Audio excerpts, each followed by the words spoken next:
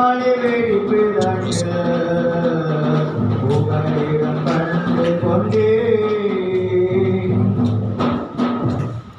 கெச்சிக்கு சிங்கங்களும் போனாயின் கூட்டங்களும் கெச்சிக்கு சிங்கங்களும் போனாயின் கூட்டங்களும் ஆடிலை கூடினீர் மந்தைகள் அருளில் நெருங்கவும் முடியாது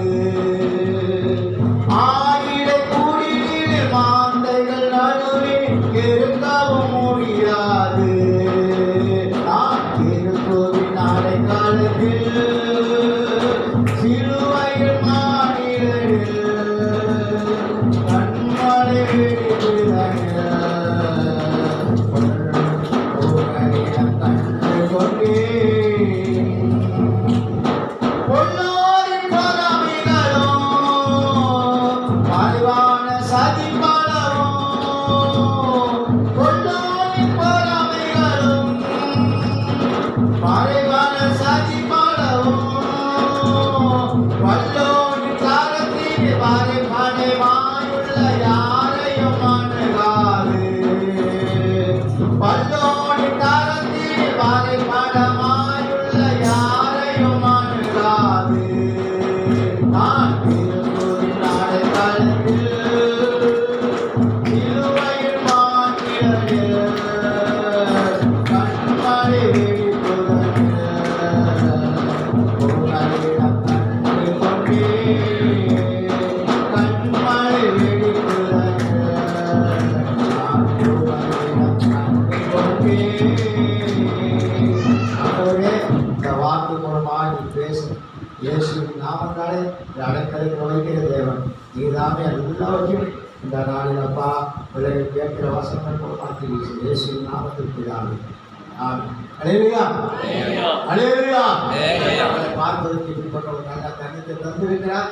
தருணங்கள் அநேகம் கிடைக்கும், ஆனால் காலங்கள் நேரங்கள் மாறும்.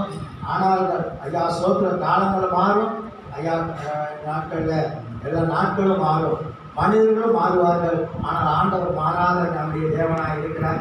ஆகவே அந்த தேவாதி தேவனுக்கு நம் கண்களை சொல்லுவோம். நான் புகழ்வதற்கு எதுவும் இல்லை. அருமையான பாஸ்டர் அது முன்னாடி சொல்லிட்டாரு.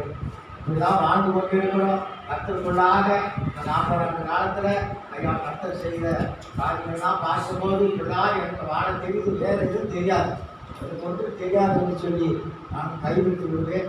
கர்த்தருடைய திருப்பினால் இப்படிதான் வாழ்ந்து கொண்டிருக்கிறேன். கர்த்தர் நிச்சயமாக ஆசீர்வதிப்பாராக. யாருக்கும் நான் கணக்கு கொடுக்க வேண்டியதில்லை. கர்த்தருக்கு மாற்றி கணக்கு கொடுத்தால் போதும், வேறு எதுவும் நம்ம பார்க்க வேண்டியதில்லை. இந்த நாட்களில் ஆண்டவருடைய வசனத்தை நம்ம ஐயா சோத்ரா ஆராய்ச்சியாளராக புதைப்பொருள் ஆராய்ச்சியாளர் நோக்கி எடுப்போம். நிச்சயமாக கர்த்தர் நிச்சயமாக ஆசீர்வதிப்பார். ஆண்டவருடைய வசனம் சொல்கிறது. ஒரு வசனத்தை எடுத்துக்கொள்ளுங்க. லூக்கா 12:24. 12:24. லூக்கா 12:24. அவர்களை கவனித்து பாருங்கள், அவை நினைக்கிறதும் இல்லை,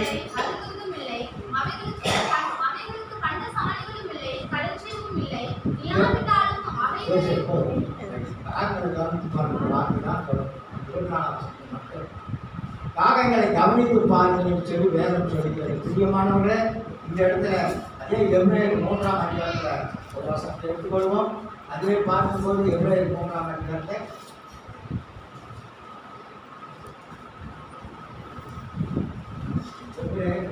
முதல் வசனம்